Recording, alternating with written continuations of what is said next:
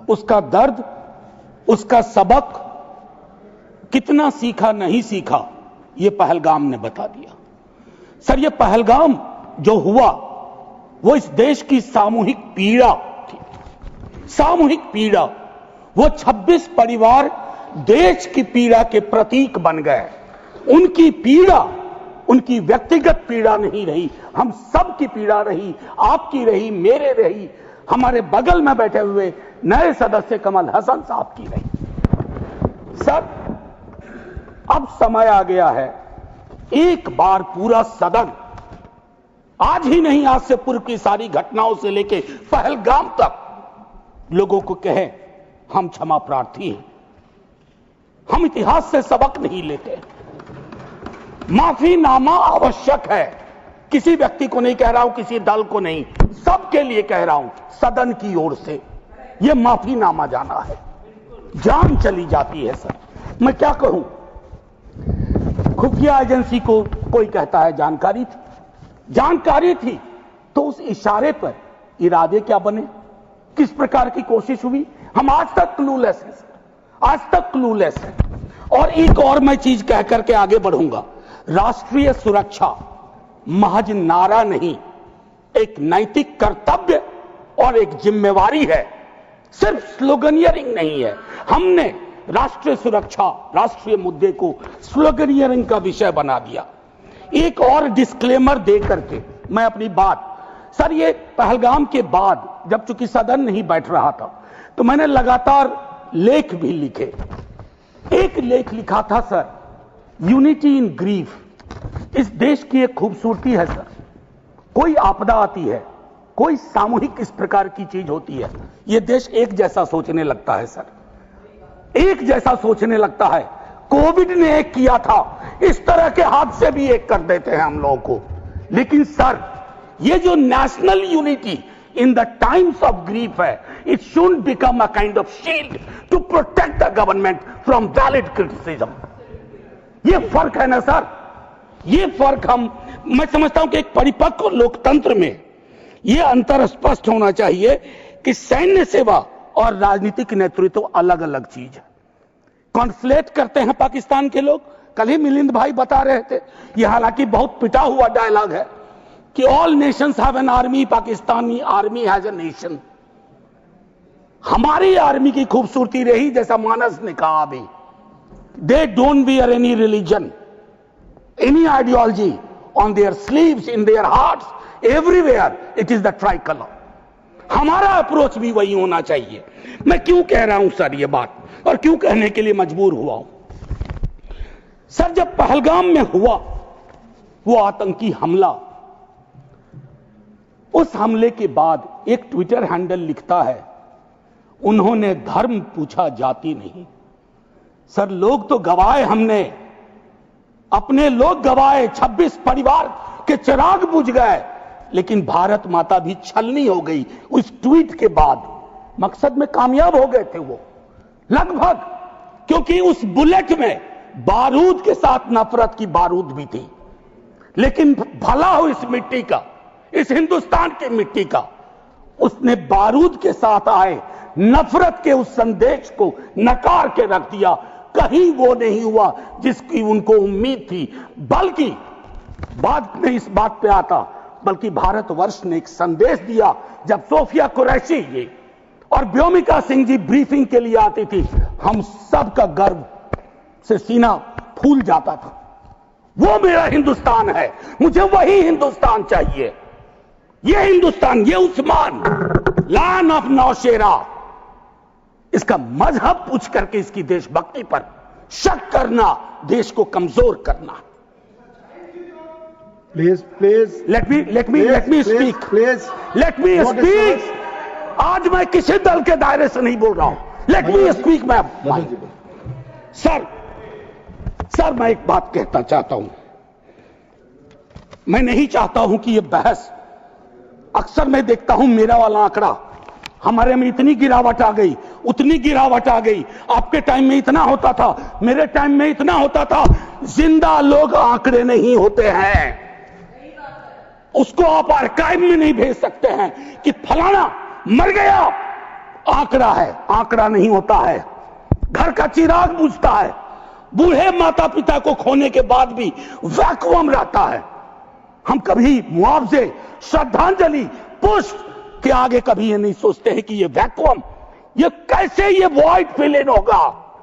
मैं एक चीज कहना चाहता था महोदय, सच तो यह है कि जवाबदेही तय नहीं होती है।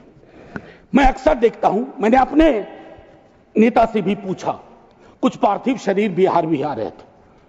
हमने पूछा, मैं नहीं था, सर क्या होता है पार्थिव शरीर पे जाते हैं, फूल बरसाते हैं, रीद लगता है एक सर, कई कैमरे होते हैं, लेकिन इंसानी जिंदगी के वैक्यूम को हिंदुस्तान क्या विश्व में कोई कैमरा उस वैक्यूम को नहीं भर पाता है।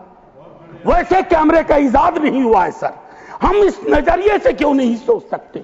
कल मैं थोड़ा तारतम्य मेरा टूट रहा है। मैं सिर्फ ये कहना चाहता था सर कि अगले दिन बिजनेस एज यूजुअल हो जाना ठीक नहीं। आज हुआ, कल बिसरा दिए, बिजनेस एज यूजुअल। राजनीति के लिए हमेशा वक्त है। अरे हम आप आतंक पे, सेना के शौर्य पे राजनीति करके क्या करेंगे। हमारे पास राजनीति के लिए लोकोन्मुख मुद्दे हैं, उस पर बात होगी। कभी आप चुने जाओगे, कभी आप नहीं चुने जाओगे, कभी ये चुने जाएंगे, कभी नहीं चुने जाएंगे। लेकिन सेना का मान और शौर्य एक ऐसी चीज है। सर कल माननीय प्रधानमंत्री जी ने लोकसभा में, मैं सुन रहा था, उन्होंने एक बात कही, मैं भारत का पक्ष रखने आया हूं। ये संसद तो भारत की है, पक्ष और विपक्ष दोनों भारत के हैं। भारत का पक्ष तो इंटरनेशनल फोरम पर रखा, गुडविल मिशन में तमाम सदस्य गए, भारत का पक्ष रखा। आपको सरकार का पक्ष रखना चाहिए था। आपके समक्ष प्रश्न था, जो सरकार से प्रश्न थे, भारत माता से नहीं थे, भारत वर्ष से नहीं था, भारतीय सेना से नहीं थी। ये एक जो चीज होती है। और सर मैंने लिखा, कई बार लिखा, इस सदन में भी कहा है, फिर दोहरा रहा हूं, government is not the nation. कोई भी सरकार चाहे उनकी रही हो या आज आपकी है, आप राष्ट्र के पर्याय नहीं हैं।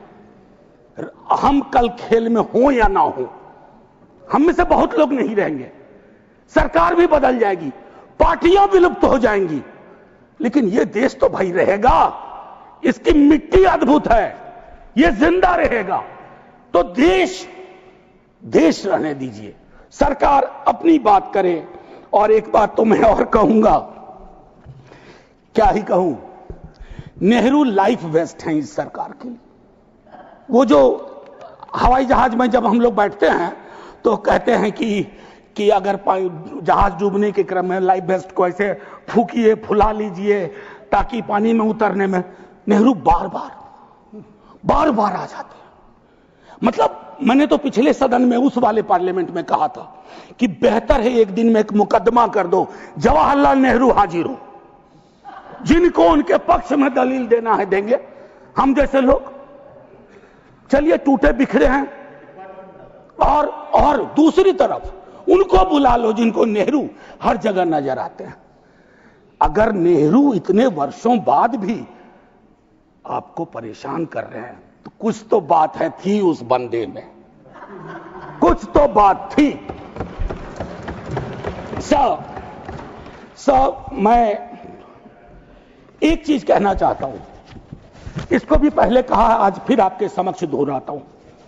पहलगाम हुआ सर, मैंने वो बात कही, जो ट्वीट आया, नफरत, टेलीविजन हाउसेस में डिबेट होने लगे। लेकिन उसके बाद अभी हाल में एक चीज मैंने बहुत पहले भी कही है, दोहरा रहा हूं। सर कश्मीर को लैंड मास सिर्फ नहीं समझना चाहिए, सिर्फ जमीन का टुकड़ा नहीं है कश्मीर। कश्मीर में लोग बसते हैं, कश्मीर के लोगों ने भी कुर्बानियां दी हैं। पहलगाम के बाद जिस तरह का रिएक्शन कश्मीर में आया वो अनप्रेसिडेंटेड था, अनप्रेसिडेंटेड। लोग रो रहे थे, कंधा दे रहे थे, बचा रहे थे, अपनी दुकानों के शटर डाउन कर दिए। लेकिन उसी कश्मीर में बाद के विजुअल्स में वहां की चुनी हुई सरकार, हालांकि मैं मानता हूं सरकार के बारे में, they have the responsibility without power, तो ये आज अर्जी का वक्त नहीं है, लेकिन मैं एक अर्जी लगा देता हूं इस सरकार के समक्ष, फुल फ्लेजेड स्टेटहुड बहाल करिए। ऐसी छवियां जहां सीएम एक खास जगह ना जा सके, मौन करने के लिए, रेस्पेक्ट देने के लिए, श्रद्धांजलि देने के लिए, उसके बाद सब दूसरी पीड़ा एक हुई। हमारे एनएसए साहब ने कहा एक कांच नहीं टूटा हिंदुस्तान का। सर ये संवेदन शून्यता की पराकाष्ठा है। पूंछ राजौरी के लोग कांच से भी गए बीते हैं। मुझसे ज्यादा पूंछ राजौरी को आप जानते हैं माननीय चेयरमैन साहब, कितने लोग हमने गवा दिए। उसके बाद मुझे लिखना पड़ा, प्रिय कांच तुम कितने धन्य हो, तुम्हारा जिक्र हो रहा है, जिनको खो दिया उनका कोई जिक्र नहीं हो रहा। सर ये आपके माध्यम से मैं रख रहा हूं, मुझे जवाब नहीं चाहिए। फॉरेन पॉलिसी को लेकर के विदेश मंत्री जी नहीं है, मैं एज ए कैरियर ब्यूरोक्रेट उनका बड़ा फैन था। मैं राजनीति में नहीं था, फॉलो करता था उनको, लेकिन मैं देख रहा हूं और मैं उनको सिर्फ दोष नहीं दूंगा, क्योंकि ये जो कैबिनेट है जिसमें आत्ममुग्धता का भी पुट है, उसमें कलेक्टिव रिस्पॉन्सिबिलिटी का नोशन गायब सा हुआ है। मैं सिर्फ ये कहूंगा, अभी हाल में बॉन्डुंग कॉन्फ्रेंस की एनिवर्सरी थी 18 से 24 अप्रैल, पहली बार इस देश में उस एनिवर्सरी को याद नहीं किया गया। वो एनिवर्सरी क्या थी सर? एफ्रो एशियन कंट्रीज 55 में जुटे थे, उससे नॉन अलाइन ग्रुप का जन्म हुआ था, बिसरा दिया सब। भाई हम इमीडिएट में देखते हैं अपनी विदेश नीति को। सर हम तो बहुत गरीब गुरबा देश थे, लेकिन धौंस से बोलते थे बड़े बड़े मुल्कों को माइंड योर बिजनेस। कहां आ गए सर हम कि गाजा के रेजोल्यूशन पे हम एब्सटेन कर जाते हैं दुनिया के गिने चुने देशों में। मानवता का सवाल है, भारत ने मानवता के सवाल से कभी मुंह नहीं मोड़ा है। कौन से भारत का निर्माण हो रहा है ये मैं, और एक और चीज कहूं, हम लोग बचपन में एक डायमंड पॉकेट बुक्स में चाचा चौधरी पढ़ते थे। हाँ, तो ये अमेरिकन जो प्रेसिडेंट हैं उनमें मुझको चाचा चौधरी के सारे नेगेटिव गुण दिखते हैं। उनको एक चौधराहट सवार हो गई है। अब खड़गे साहब कल कह रहे थे मेरा स्पीच खत्म होते होते 30वीं बार बोल देगा, अखबार में छपने से पहले 30वीं बार बोल गया वो व्यक्ति, और अभी कोई गारंटी नहीं है, मैं बैठूंगा बाहर जाऊंगा सुना कि 32 बार बोल चुके हैं अब तक। सर मैं इसलिए कह रहा हूं इसका प्रतिकार सूत्रों के हवाले से ना हो कि सूत्र कह रहे हैं कि उन्होंने दखल नहीं दिया। सूत्र नहीं, ये सूत्र आजकल बहुत उत्पाती हो गए, खबरें सीधे नहीं आती हैं, सूत्रों के माध्यम से आती हैं।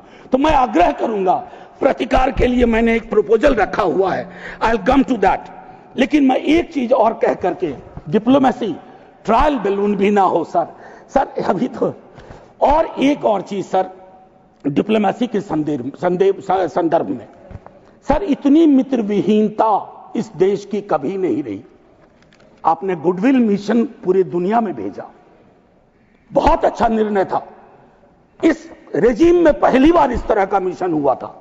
ऐसे मिशन लगातार भेजिए, कॉन्फ्लिक्ट टाइम और नो कॉन्फ्लिक्ट टाइम, लेकिन ऐसे गुडविल मिशन अपने देश में भी भेजिए जहां एक कर्नल को सिर्फ उसके नाम सरनेम की वजह से एक मंत्री अपशब्द अशोभनीय टिप्पणियां करता है, तो गुडविल मिशन तो इस देश को चाहिए।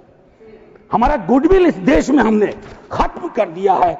और मैं एक चीज कहना चाहूंगा कि एक शेर है बड़ा मशहूर, वतन की पासवानी जानो ईमान से भी अफजल है, वतन की पासवानी जानो ईमान से भी अफजल है। मैं अपने मुल्क की खातिर कफन भी साथ रखता हूं। ये किनके लिए है? जिनको संदेह की दृष्टि से देखा जाता है कि भारत के लिए प्रेम है कि नहीं है, वगैरह वगैरह। माननीय सभापति महोदय, मैं सिर्फ एक आग्रह करूंगा, चूंकि कल की प्रोसीडिंग मैंने लोकसभा की भी देखी, मुझे दुख हुआ कि इस पीड़ा ऑपरेशन सिंदूर, जिसमें सेना के शौर्य को पूरा सदन सलाम कर चुका है, लेकिन जो विसंगतियां सेना ने इंगित की समय समय पर, जिसमें पॉलिटिकल डिसीजन का बहुत बड़ा कंट्रीब्यूशन था, उसको रेटोरिकल अंदाज से, रेटोरिक से कवर नहीं किया जा सकता है।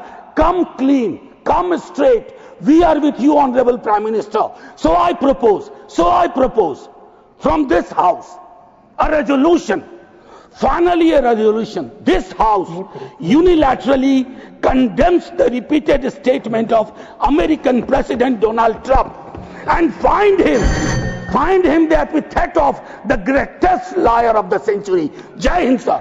Thank you, Manoj ji.